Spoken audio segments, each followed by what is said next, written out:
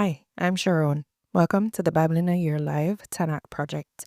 Today is week 1, day 6, and we've been reading from the Complete Jewish Bible this week. Join me as we continue in the scripture.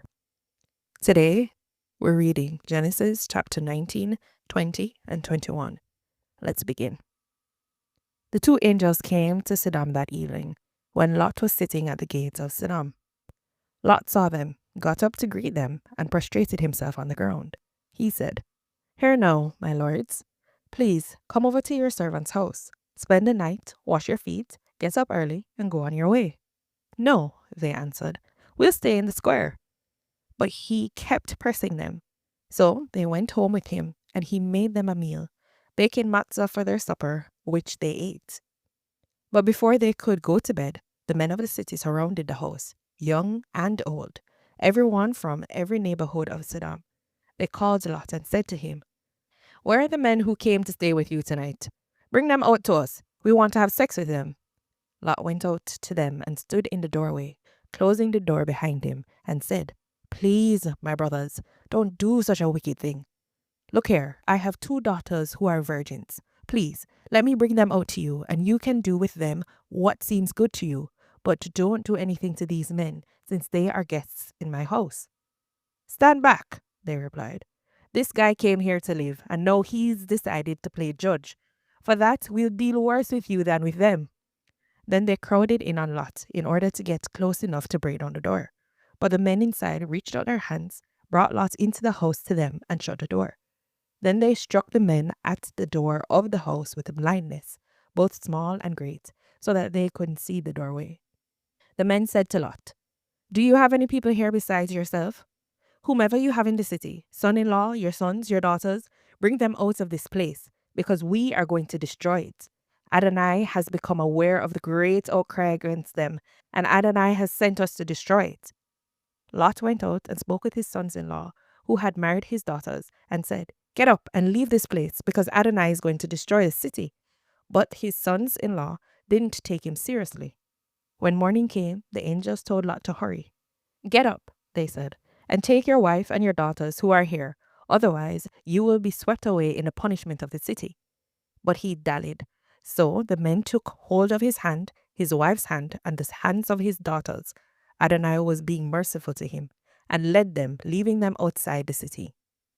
When they had brought them out, he said, "Flee for your lives. Don't look behind you, and don't stop anywhere in the plain, but escape to the hills. Otherwise, you will be swept away."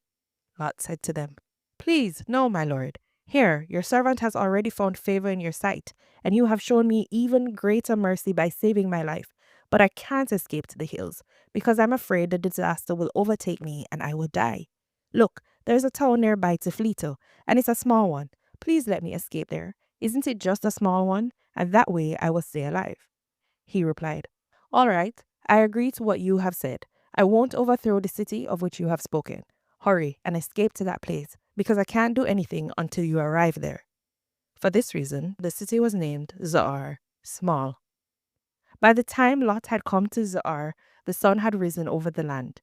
Then Adonai caused sulfur and fire to rain down upon Sodom and Amorah from Adonai out of the sky. He overthrew those cities, the entire plain, all the inhabitants of the cities and everything growing in the ground. But his wife looked back from behind him, and she became a column of salt. Abraham got up early in the morning, went to the place where he had stood with Adonai, and looked out towards Sodom and Amorah, scanning the entire plain. There, before him, the smoke was rising from the land like smoke from a furnace.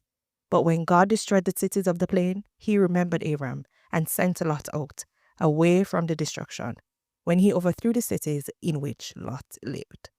Lot went up from Zoar and lived in the hills with his 2 daughters, because he was afraid to stay in Zoar. He and his 2 daughters lived in a cave. The firstborn said to the younger, "Our father is old, and there isn't a man on earth to come in to us in the manner customary in the world. Come, let's have our father drink wine. Then we'll sleep with him, and that way we'll enable our father to have descendants." So they plied their father with wine that night, and the older went in and slept with her father. He didn't know when she lay down or when she got up. The following day, the older said to the younger, Here, I slept last night with my father. Let's make him drink wine again tonight, and you go in and sleep with him. That way, we'll enable our father to have descendants. They plied their father with wine that night also, and the younger one got up and slept with him, and he didn't know when she lay down or when she got up. Thus, both the daughters of Lot became pregnant by their father. The older one gave birth to a son and called him Moab. He is the ancestor of Moab to this day. The younger also gave birth to a son, and she called him Ben-Anim. He is the ancestor of the people of Ammon to this day. Abraham traveled from there toward the Negev and lived between Kadesh and Shur. While living as an alien in Gerar, Abraham was saying of Sarah his wife, She's my sister. So Abimelech, king of Gerar, sent and took Sarah. But God came to Abimelech in a dream one night and said to him, You are about to die because of the woman you have taken, since she is someone's wife. Now Abimelech had not come near her, so he said, Lord, will you kill even an upright nation? Didn't he himself say to me, She is my sister? And even she herself said, He is my brother. In doing this, my heart has been pure and my hands innocent. God said to him in the dream, Yes, I know that in doing this, your heart has been pure, and I too have kept you from sinning against me. This is why I didn't let you touch her. Therefore, return the man's wife to him now. He is a prophet, and he will pray for you so that you will live. But if you don't return her, know that you will certainly die, you and all who belong to you. Abimelech got up early in the morning, called all his servants, and told them these things, and the men became very afraid. Then Abimelech called Abraham and said to him, What have you done to us? How have I sinned against you to cause you to bring on me and my kingdom a great sin? You have done these things to me that are just not done. Abimelech went on, asking Abraham, Whatever could have caused you to do such a thing?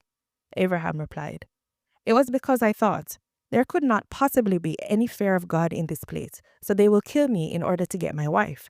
But she actually is also my sister, the daughter of my father, but not the daughter of my mother, and so she became my wife. When God had me leave my father's house, I told her, Do this favor. Wherever we go, say about me, he is my brother. Abimelech took sheep, cattle, and male and female slaves and gave them to Abraham, and he returned to him Sarah his wife.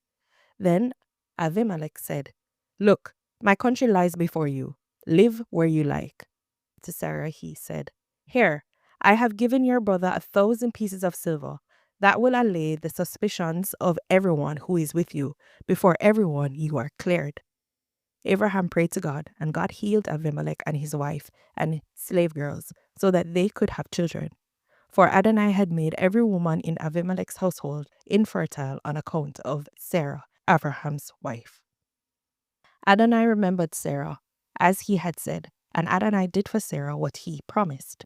Sarah conceived and bore Abraham a son in his old age, at the very time God had said to him. Abraham called his son, born to him, whom Sarah bore to him, Yitzhak. Abraham circumcised his son Yitzhak when he was 8 days old, as God had ordered him to do. Abraham was 100 years old when his son Yitzhak, laughter, was born to him. Sarah said, God has given me good reason to laugh. Now everyone who hears about it will laugh with me. And she said, Who would have said to Abraham that Sarah would nurse children? Nevertheless, I have borne him a son in his old age. The child grew and was weaned, and Abraham gave a great banquet on the day that Yitzhak was weaned. But Sarah saw the son of Hagar the Egyptian, whom Hagar had borne to Abraham, making fun of Yitzhak. So Sarah said to Abraham, Throw this slave girl out, and her son. I will not have this slave girl's son as your heir along with my son Yitzhak. Abraham became very distressed over this matter of his son. But God said to Abraham, Don't be distressed because of the boy and your slave girl. Listen to everything Sarah says to you, because it is your descendants through Yitzhak who will be counted. But I will also make a nation from the son of the slave girl, since he is descended from you. Abraham got up early in the morning, took bread and a skin of water, gave it to Hagar, putting it on her shoulder and the child. Then he sent her away. After leaving, she wandered in the desert around Beersheba.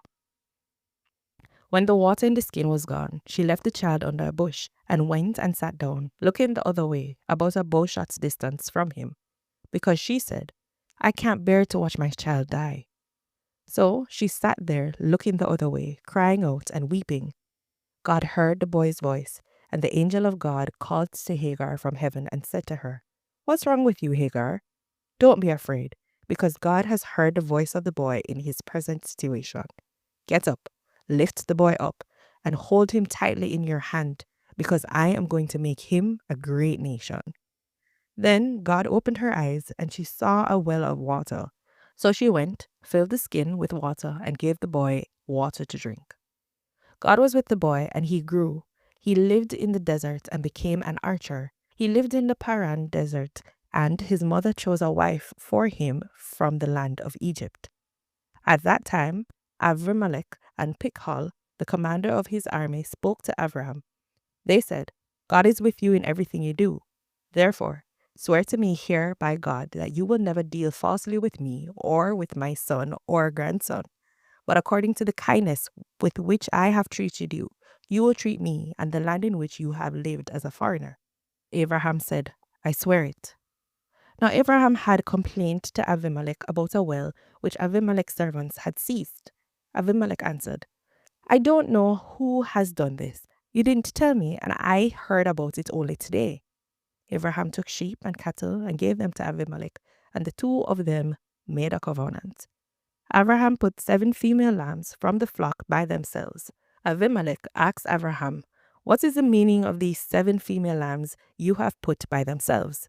He answered, You are to accept these 7 female lambs from me as witness that I dug this well.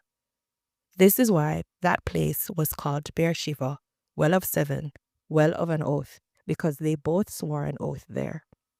When they made the covenant at Beersheba, Avimelech departed with Pichol, the commander of his army, and returned to the land of the Pelishtim. Abraham planted a tamarisk tree in Beersheba, and there he called on the name of Adonai, the everlasting God. Abraham lived for a long time as a foreigner in the land of the Pelishtim. This is the word of the Lord. Amen.